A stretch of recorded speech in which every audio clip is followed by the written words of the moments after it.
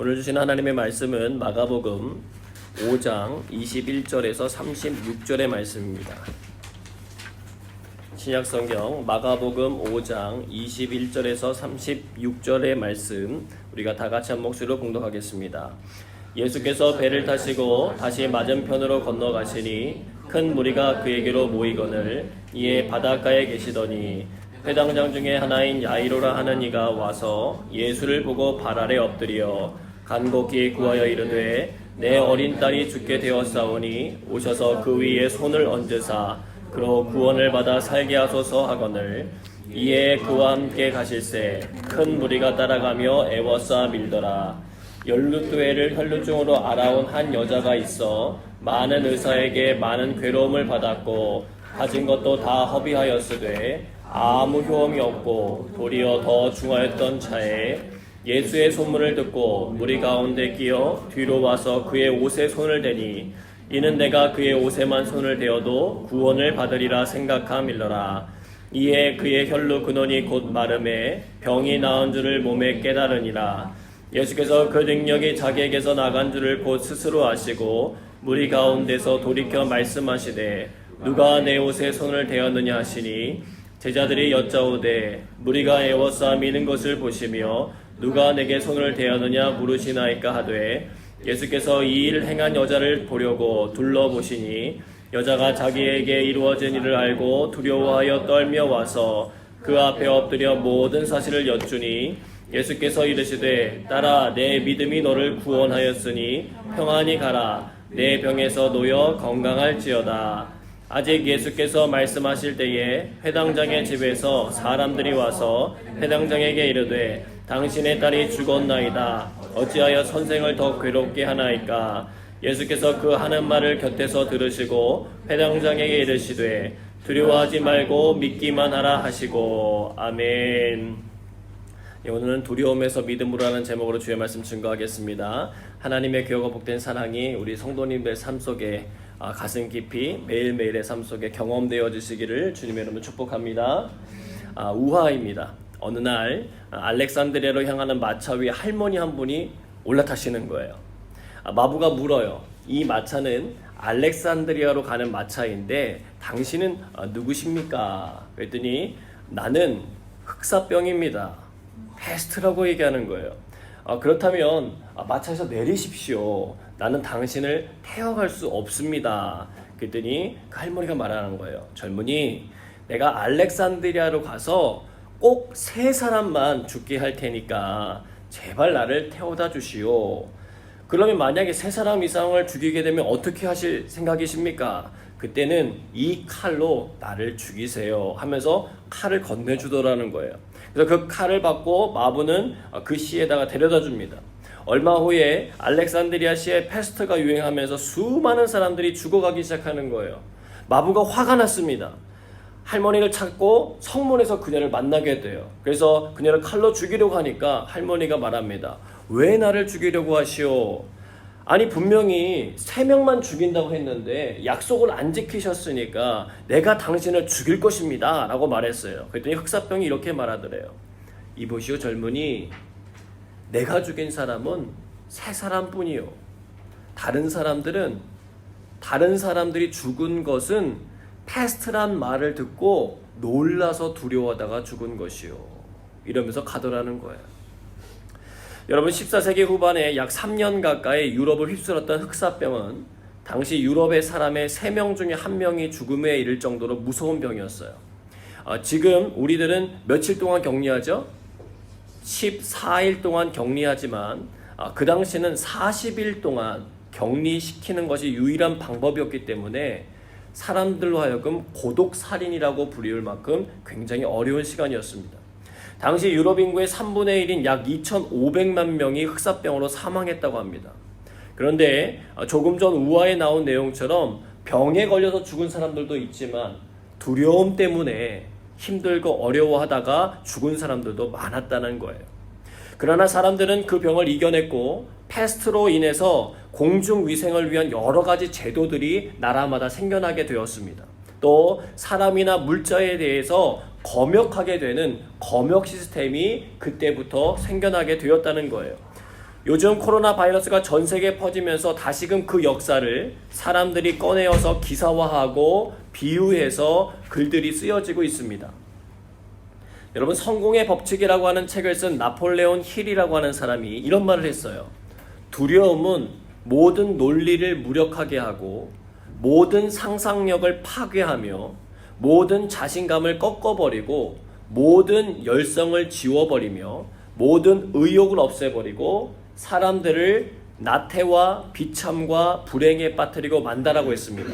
그러면서 그는 현대인을 괴롭히는 7가지의 두려움이 있다고 말했어요.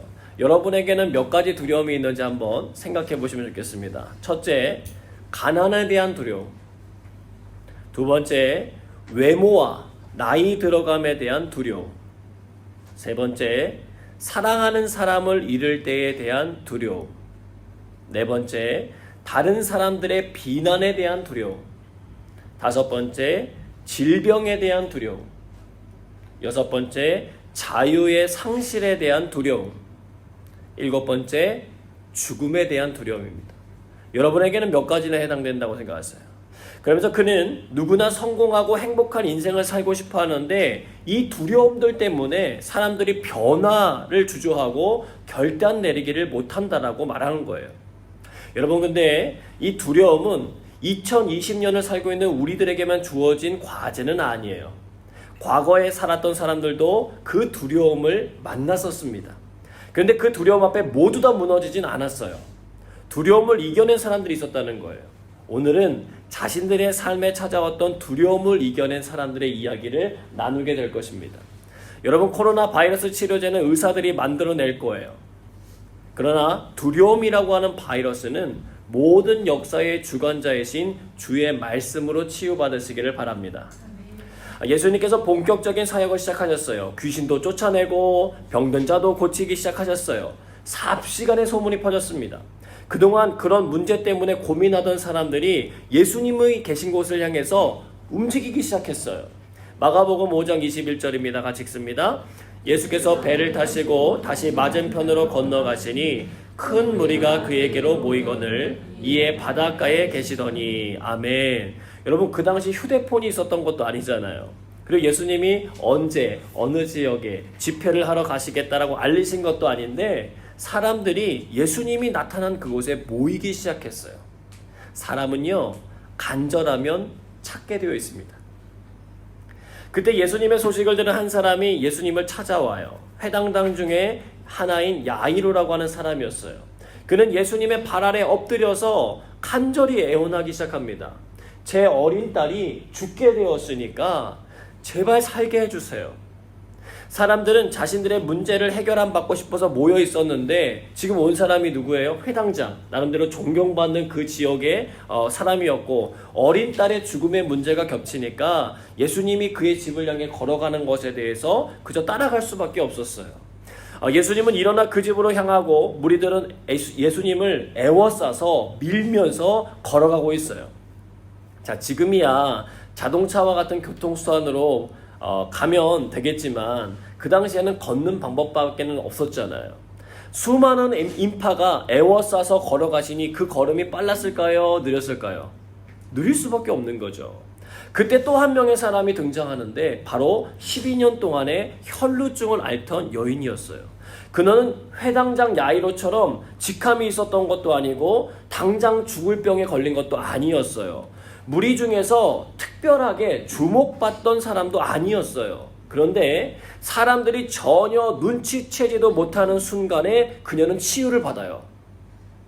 예수님께서 멈춰서서 그 사실에 대해서 언급하지 않았다면 아마 아무도 그런 일이 있는지조차도 모르고 지나갔을 거예요. 예수님은 그녀를 바로 지목할 수 있는 능력을 가지셨지만 그녀가 용기를 내어서 나오기를 기다리셨어요. 그녀는 결국 많은 사람들이 지켜보는 가운데 예수님 앞에 엎드려서 자신의 있던 모든 사실을 다 고백하고 예수님으로부터 축복의 메시지를 받게 돼요. 또한 야이로의 딸도 죽었다가 살아나는 기적을 경험하게 됩니다. 여러분, 그 두 사람의 공통점이 뭔지 아세요? 예수의 발 아래 엎드린 사람들이었다는 거예요. 그로 인해서 그들은 자신들의 삶에 찾아왔던 두려움을 극복했습니다. 그 은혜와 능력이 저와 여러분 모두에게 함께 하시길 주님으로 축복합니다. 마가복음 5장 30절의 말씀 같이 읽겠습니다. 예수께서 그 능력이 자기에게서 나간 줄을 곧 스스로 아시고 무리 가운데서 돌이켜 말씀하시되 누가 내 옷에 손을 대었느냐 하시니 아멘. 오늘 첫 번째 나눌 메시지는 이것입니다. 예수님은 믿음으로 그분의 옷자락을 손내밀어 잡기를 원하십니다. 읽으시기 바랍니다. 예수님은 믿음으로 그분의 옷자락을 손내밀어 잡기를 원하십니다.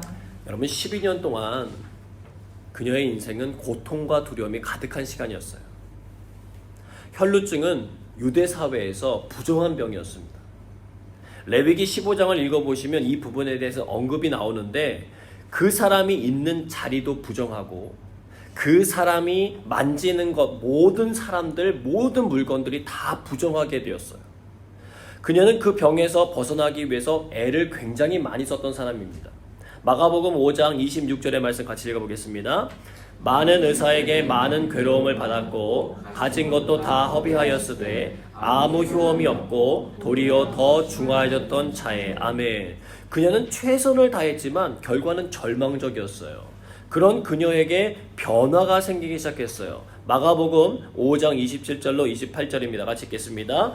예수의 소문을 듣고 무리 가운데 끼어 뒤로 와서 그의 옷에 손을 대니 이는 내가 그의 옷에만 손을 대어도 구원을 받으리라 생각함일러라. 아멘. 수많은 의사들에게 실패를 경험했던 그녀였어요. 몇 년이요? 12년이요. 12년. 악몽 같은 시간이에요. 하나님의 저주를 받은 것 같아요. 그 병으로 인해서 그녀는 자신의 의지와 상관없이 사람들에게서 멀어져야만 했어요. 그녀가 사랑했던 모든 이들에게 더 이상 가까이 갈 수가 없어요. 왜? 가까이 가면 사람들이 부정해지니까. 그녀는 지난 12년 동안 자가격리를 하면서 살아왔단 말이에요. 요즘 코로나 바이러스로 인해서 가장 많이 듣고 말하는 부분이 자가격리예요. 우리가 살고 있는 싱가포르에서는 확진자가 아닌데도 14일 동안 자가격리를 지키지 않은 사람들 어떻게 했어요? 추방시켜버렸잖아요. 그 정도로 굉장히 강력하게 대처하고 있단 말입니다. 근데 그녀는 확진자인 상황에서 자가격리를 해야 되는 상황이에요. 어느 곳을 가든지 그녀는 떳떳하게 자기 자신을 드러낼 수 있는 상황이 아니에요. 평생 이렇게 살다가 죽는 것은 아닐지에 대한 두려움이 있었을 거예요. 이제는 그나마 자신이 가지고 있었던 재정도 바닥이 드러나고 있었어요. 돈도 다 떨어져 가요. 상황이 좋아지기는커녕 점점 악화되는 거예요. 불안과 두려움이 깊어지는 때였어요. 그러나 그녀에게는 뭐가 있었는지 아세요? 낳고 싶은 열망이 있었어요. 잃어버린 모든 것을 회복하고 싶었어요. 주변에서 그녀를 아는 사람들은 더 이상 소망을 말하지 않았겠지만 그녀는 포기하지 않았어요. 12년이 지났는데도. 아니, 포기할 수가 없었어요. 그녀는 예수님의 소문을 듣고 발빠르게 움직이기 시작합니다. 예수님을 만나 병든 사람이 나은 이야기를 들었어요. 귀신 들린 사람이 치유받았다는 걸 들었어요. 그녀는 어느새 예수님을 둘러싼 무리 중에 한 사람이 되어 있었어요. 그리고 오늘 우리가 읽었던 것처럼 예수님의 주변을 애워싸 걸어가는 복잡한 틈을 타서 믿음으로 그분의 옷에 손을 가져다 대었습니다. 그 순간 그녀는 자신이 나았음을 깨달아요. 사랑하는 여러분, 예수님은 허상이 아니에요. 실제로 살아계신 분이고 그분에게 나오는 모든 이들의 연약함을 돌보시는 분임을 믿으시기를 축복합니다. 샤른이라고 하는 한 프랑스인이요, 나폴레옹 황제에게 믿게 보여서 감옥에 gat히게 돼요. 오랜 세월이 흘러서 그는 친구들에게도 잊혀지기 시작합니다. 처음에는 그렇게 자주 면회오던 가족들도 시간이 흐르니까 점점 드문드문해져요. 너무 쓸쓸해요. 그래서 그는 돌조각으로 벽에다가 이렇게 적습니다. 아무도 돌보지 않는다. 소망을 잃어버린 거예요. 근데 어느 날 감옥 바닥에 이렇게 있다가 감옥 바닥에 깔려있는 돌 틈으로 푸른 새싹 하나가 이렇게 솟아오르는 게 보이는 거예요. 그래서 너무 신기해가지고 간수가 매일같이 주는 물을 자기가 마시다가 조금씩 남겨갖고 그 푸른 새싹에다가 물을 주기 시작해요. 그랬더니 놀라운 일이 생깁니다. 그 싹이 자라나서 봉오리가 생기고 그 봉오리가 열리면서 뭐가 나와요? 꽃이 피더라는 거예요. 너무너무 아름다운 꽃이 났어요. 그래서 그는 그걸 보면서 먼저 자신이 썼던 아무도 돌보지 않는다라고 하는 글을 싹싹싹싹 지우더니 거기다 이렇게 글을 적었습니다. 하나님이 돌보신다. 상황은 바뀐 게 없어요. 사람들이 면회를 오는 것도 아니고 찾는 것도 아니지만 자신의 인생 가운데 소망이 다시금 생겨나는 시간이었어요. 그러던 어느 날 감옥 옆방에 면회 왔던 죄수의 딸이 그 아름다운 꽃을 보게 돼요. 어머, 이게 뭐야? 그러면서 얘기를 듣게 됩니다. 그리고 나가서 사람들에게 막 말하기 시작해요. 감옥에 꽃이 폈어. 근데 이 말이 돌고 돌고 돌아가지고 그 당시에 조세핀 여왕의 귀에까지 들어가게 돼요. 그래서 그녀는 자초지종을 확인한 후에 이렇게 말했습니다. 꽃을 진심으로 사랑하고 돌보는 사람은 결코 나쁜 사람이 될 수 없다. 그러면서 황제에게 사면을 건의하고 그것이 받아들여져서 사련이는 석방되었다는 이야기입니다. 사랑하는 여러분, 보여지는 감옥만이 감옥이 아니에요. 우리에게는 보이지 않는 감옥이 있습니다. 마음의 감옥이에요. 전에 해봤는데 안 되었잖아. 이번에도 힘들 거야. 사람들에게서 나는 잊혀진 존재야. 나는 이 세상에 필요 없는 사람일 거야. 수많은 정죄의 감옥들이 있어요. 우리를 가둬가지고 꼼짝 못하게 만들어버려요. 12년 동안 혈루증을 앓던 여인에게도 이 마음의 감옥이 분명히 존재했을 거예요. 그러나 그녀는 예수님의 소문을 들었어요. 여러분, 이게 복음인 거예요. 감옥에 피어난 싹과 같아요. 그녀는 마음의 감옥에 피어난 그 싹에 물을 붓기 시작한 거예요.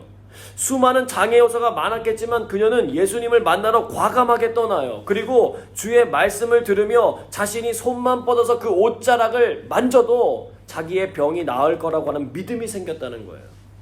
사랑하는 여러분, 성경은 죽은 역사를 기록한 책이 아니에요. 그러면 제가 지금 전하고 있는 이 말씀 시간은 그냥 역사 강론과 다를 바가 없을 거예요. 그냥 역사 시간인 거예요. 그러나 여러분 기억하셔야 돼요. 성경은 살아있는 역사라는 거예요. 오늘도 그분의 말씀과 소문을 듣고 그분에게 믿음으로 우리의 손을 내어 밀면 그분의 역사하시는 손길을 경험하게 된다는 거예요. 우리들은 모두 마음의 감옥을 가지고 살아가는 사람들이에요. 각자의 트라우마가 있어요.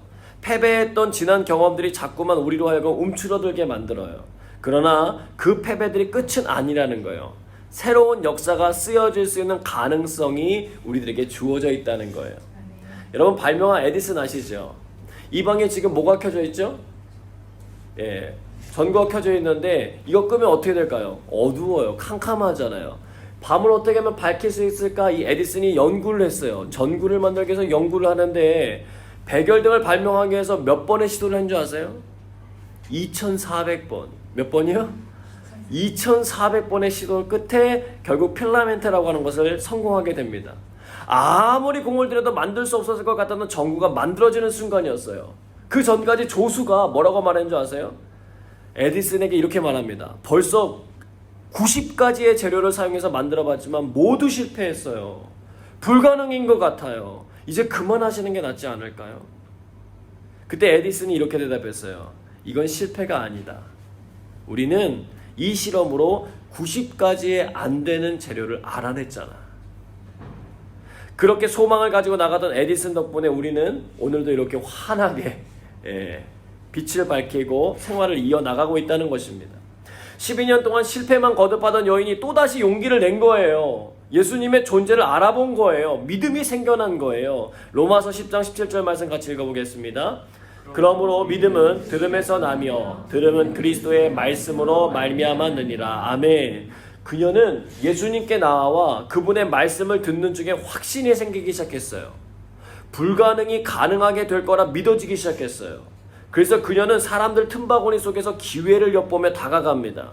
예수님의 옷자락을 만질 수 있는 자리까지 나아가야 되잖아요. 멀리서 만질 수 있어요? 가까이 다가가야 돼요. 그러면 생각해 보십시오. 사람들이 그녀가 이렇게 들어가려고 할 때 어서 지나가시오 그러면서 길을 내주었을까요? 아니요. 그런 사람 없었을 것입니다. 자기의 자리를 쉽게 내어주지 않았을 거예요.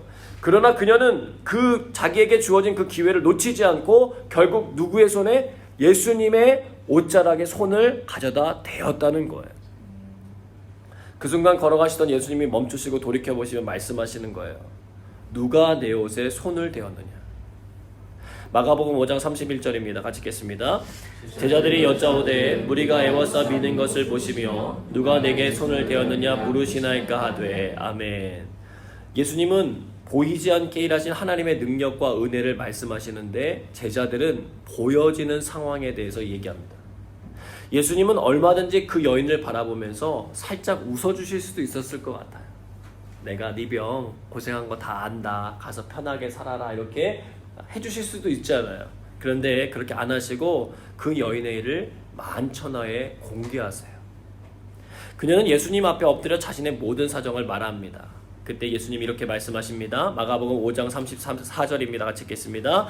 예수께서 이르시되 딸아 내 믿음이 너를 구원하였으니 평안히 가라. 내 병에서 놓여 건강할지어다. 아멘. 예수님은 그런 그녀를 모든 사람들 앞에서 칭찬해 주시고 공포해 주셨어요. 예수님은 오늘도 우리에게 이 말씀을 하고 싶어 하십니다. 누가 내 옷에 손을 대었느냐.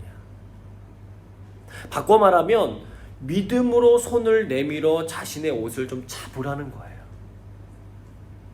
두려움의 자리를 이겨내고 믿음으로 나아오라고 우리에게 말씀하시는 거예요. 제자들과 군중들은 몰라도 주님은 아신다는 거예요. 주저하지 마시기 바랍니다. 여러분 주님의 말씀을 기억해서 믿음으로 주의 옷자락에 여러분의 손을 내미시기를 주의 이름으로 축복합니다. 마가복음 5장 36절입니다. 같이 읽겠습니다. 예수께서 그 하는 말을 곁에서 들으시고 회당장에게 이르시되 두려워하지 말고 믿기만 하라 하시고 아멘. 오늘날 두 번째 메시지는 이것입니다. 예수님은 두려워 말고 믿기만 하라고 격려해 주신다는 거예요. 읽으시 바랍니다. 예수님은 두려워 말고 믿기만 하라고 격려해 주십니다. 예수님의 옷자락만 만졌는데도 병이 낫게 되는 역사가 일어났어요. 어떨 것 같으세요? 하나님 찬양하고 즐거워하고 막 기분 좋을 그런 상황인데 찬물을 끼얹는 사건이 생겨요. 마가복음 5장 35절입니다. 같이 읽겠습니다. 아직 예수께서 말씀하실 때에 회당장의 집에서 사람들이 와서 회당장에게 이르되 당신의 딸이 죽었나이다. 어찌하여 선생을 더 괴롭게 하나이까. 아멘. 회당장 야이로는 이미 의사들을 통해서 자신의 딸이 죽을 위기에 처했다는 걸 알았어요. 당시 존경받던 위치에 있는 사람이 어떤 직함도 없는 예수님의 발 앞에 엎드렸어요. 그것도 동네에 사는 수많은 사람들이 가득한 장소에서 행했어요. 그 얘기는 뭐예요? 얼마나 이 딸이 낫게 하고 싶은지 그 간절함을 알 수 있는 대목이에요. 혈루증 여인이 낳은 이야기를 그 낳은 곳을 보면서 야이로는 속으로 정말 기뻤을 거예요. 왜요? 나의 딸도 이 예수님만 가주신다면 반드시 낫겠구나. 그 소망이 막 생겨났을 거예요. 그런데 참 야속하죠. 그 순간 딸의 죽음 소식을 들어요. 시간상 늦어버린 거예요. 회당장의 집에서 온 사람들은 죽음의 소식만 전하지 않고 다른 말도 곁들여요. 야이로에게 선생인 예수님을 더 괴롭게 하지 말라는 거예요. 생명의 주인 되시는 예수님이 그들 눈앞에 있는데 그들에겐 그저 선생이에요. 선생. 병은 고칠 수 있을지 모르지만 죽음은 해결할 수 없을 것이라는 상식적이고 합리적인 접근이었어요. 야이로는 그 말에 수긍했을 뿐 아니라 자신의 사랑하는 딸을 잃어버린 두려움에 빠지기 시작했을 거예요. 조금만 빨리 서둘렀을 거예요. 아니, 내 아픈 딸아이 내가 좀 업고 왔을 걸. 그랬으면 살았을 텐데. 후회와 자책감, 두려움들이 막 밀려오기 시작합니다. 더욱이 조금 전에 기적의 현장을 봤기 때문에 상대적인 박탈감과 허무함은 더 깊었을 거예요. 예수님은 그런 그에게 말씀하시는 거예요. 두려워하지 말고 믿기만 하라. 두려워하지 말고 믿기만 하라. 풍요롭고 행복한 삶을 꿈꾸며 고향을 떠나 도시로 가고 싶어하는 젊은이가 있었어요. 그는 마을에서 지혜로운 어른을 찾아가서 조언을 구합니다.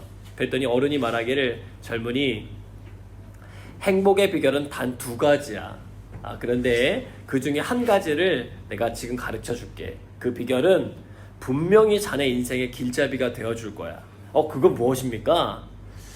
두려워하지 마라. 두려워하지 마라. 그것을 가지고 그는 나아가서 30년의 시간을 보내게 됩니다. 젊은이는 꽤 많은 성취감을 맛보았는데 그만큼 힘든 일도 너무 많은 거예요. 집으로 돌아가는 길에 문득 자신이 떠나던 마을의 지혜로운 어른이 갑자기 보고 싶어졌습니다. 그래서 30년 만에 집을 찾아갔는데 이미 그분은 돌아가셨어요. 근데 그 아내분이 잠깐만 기다리라고 하더니 밀봉된 편지 하나를 갖고 나오더라는 거예요. 그러면서 이렇게 말합니다. 남편이 말하기를 당신이 언젠가 반드시 다시 돌아올 거라고 했어요.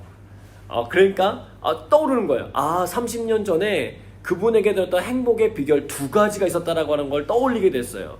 그는 기대감을 가지고 편지 봉투를 열고 행복의 비결 나머지 하나가 뭔가를 딱 열어봤더니 이렇게 적혀있더랍니다. 후회하지 마라.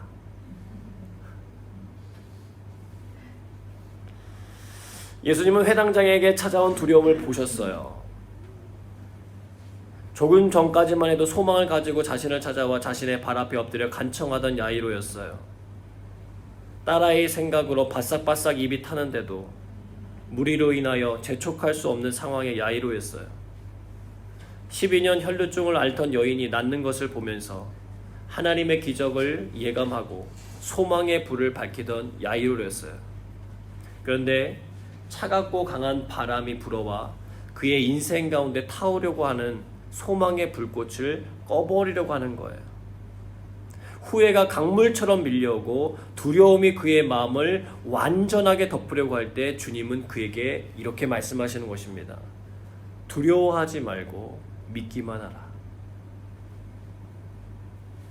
태연하게 말씀만 하시는 것이 아니라 비상체제를 만드시기 시작하세요. 주님은 베드로와 야고보 형제 요한 외에는 자신을 따라오던 무리들이 더 이상 따라오지 못하도록 하십니다. 걸어가는 속도를 올리시는 거예요. 그리고 잡다한 이야기들이 섞이지 않도록 주의하십니다. 집에 들어가서 울고 있고 통곡하는 이들에게 예수님은 이렇게 말씀하셨습니다. 너희가 어찌하여 떠들며 우느냐? 이 아이가 죽은 것이 아니라 잔다. 그때 사람들이 어떻게 한 줄 아세요? 그런 예수님을 비웃기 시작했습니다. 근데 주님은 가셔서 말씀하십니다. 달리다 쿰, 내가 내게 말하노니 소녀야 일어나라 말씀하시니 그 딸이 일어나더라는 거예요. 여러분, 많은 사람들은 그들이 가지고 있는 합리적인 상식에 의지해서 하나님의 역사하심을 비웃곤 합니다. 이것은 어제 오늘 일이 아니에요. 살아계신 하나님이신 예수님이 눈앞에 있어도 비웃었어요. 심지어 그분을 모함해서 십자가에 못 박히게 했어요. 하물며 예수님이 우리의 눈앞에 보이지 않는 이 시대는 어떻게 했느냐는 거예요. 이것이 사람들이 하는 치명적인 실수예요. 교만이라고 하는 것입니다. 성서에 적혀있는 말씀들은 공상소설의 이야기가 아니라 온 세상을 움직이시는 하나님의 역사를 기록한 책이에요. 겸손한 사람만이 이 역사를 경험할 수 있습니다. 서두에 말씀드린 대로 주님의 발 앞에 엎드린 이들이 주님의 은혜를 입을 수 있다는 거예요. 지금까지 배워왔고 들어왔던 지식으로 주님의 말씀을 함부로 여기면 안 된다는 것입니다. 사람들은 말해요. 소망이 없다. 다 끝났다. 더 이상 애쓰지 마라. 객관적이고 합리적인 사실을 근거를 갖고 우리에게 찾아와서 말합니다. 분명 틀린 말은 아니에요. 그러나 우리 예수 믿는 사람들은 그 말에만 귀를 기울여서는 안 된다는 거예요. 그들의 말을 무시하라는 거 아닙니다. 그것보다 우리가 더 귀를 기울여야 할 것이 있다는 거예요. 우리의 길과 진리와 생명 되시는 예수님께서 뭐라고 말씀하시냐는 거예요. 예수님께서 이제 끝났다고 하면 끝이지만 예수님께서 두려워 말고 믿기만 하라라고 말씀하셨다면 아직 끝난 게 아니라는 거예요. 주님이 하실 일이 있다는 거예요. 여러분, 이 세상에 우연히 일어나는 일은 없어요. 또 하나님께서 생각하지 못하시는 일은 없습니다. 사람들의 말에 너무 마음을 빼앗기지 마시기 바랍니다.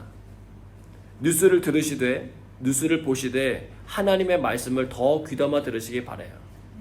여러분과 함께하고 계신 주님의 위대하심을 자꾸만 좀 바라보셨으면 좋겠어요. 두려움이 우리에게 문제가 되는 이유가 뭐냐면 우리와 함께하신 주님의 존재가 얼마나 위대하신지를 모르기 때문이고 그분의 음성을 듣지 못하고 깨닫지 못하기 때문입니다. 사랑하는 여러분, 주님의 음성을 들으시고 일어나셨으면 좋겠어요. 두려워하지 말고 믿기만 하라. 두려워하지 말고 믿기만 하라. 그분은 저와 여러분을 사랑하시는 구원의 하나님이십니다. 그분으로부터 우리를 끊을 수 있는 것 아무것도 없어요. 그 능력과 은혜를 깊이 경험하시는 시간 되시기를 주님의 이름으로 축복합니다. 함께 기도하겠습니다. 사랑하는 여러분, 믿음의 손을 주님께로 내미시길 바랍니다. 주님께서 여러분을 치유하시길 원하십니다. 실패의 과거들, 불가능할 거라고 하는 생각들에 묶이지 마시고 주님이 하실 일을 기대하며 나아가시길 바랍니다. 상황은 끝난 것 같아도 주님께서 두려워 말고 믿기만 하라고 하면 끝난 게 아닙니다. 상황을 회피하지 말고 부딪혀 싸워갈 용기와 지혜가 생기도록 기도하십시오. 주님께서 도와주시기를 위해서 기도하십시오. 주님이 역사해 주실 것입니다. 우리 다 같이 소리내어 함께 기도하며 나가도록 하겠습니다. 사랑과 애마신 아버지 하나님 감사합니다. 하나님 오늘도 하나님의 전으로 우리를 불러주셔서 주님께 기도하며 나갈 수 있게 하시니 감사합니다. 야이로의 딸을 고쳐주신 하나님, 12년 동안 혈루증을 앓던 여인을 고쳐주신 하나님 그 은혜와 그 사랑에 감사를 드립니다. 오늘 우리에게도 주의 그 치유하심과 그 회복의 은혜가 필요합니다. 이 세상 열방 가운데 주의 치유가 필요합니다. 주의 돌보심이 필요합니다. 주의 은혜가 필요합니다. 주님 도와주시옵소서. 우리의 힘으로 할 수 없고 우리의 능력으로 할 수 없지만 하나님이 도와줄 때 그 모든 것들이 가능한 줄로 믿습니다. 하나님 도와주시옵소서. 또한 이 시간에 아버지 안에 수많은 마음의 감옥에 갇혀서 어디로 가야 할지 모르고 헤매이고 하나님 묶여있는 영혼들이 있다면 주께서 주시는 진리의 영으로 자유케 하여 주시고 저들에게 생명력 있는 하나님의 말씀의 능력이 들어가서 변화되고 새 힘을 얻고 다시 한번 용기를 얻어 나올 수 있는 하나님의 사람들로 세워질 수 있도록 주님 축복하시고 인도하여 주시옵소서. 주님의 사랑의 능력이 우리를 변화시키시는 것들을 경험하게 하여 주시옵소서. 우리의 기도에 신실하게 응답하실 주님께 감사를 드리며 사랑이 마신 예수님의 이름으로 기도드리옵나이다. 아멘.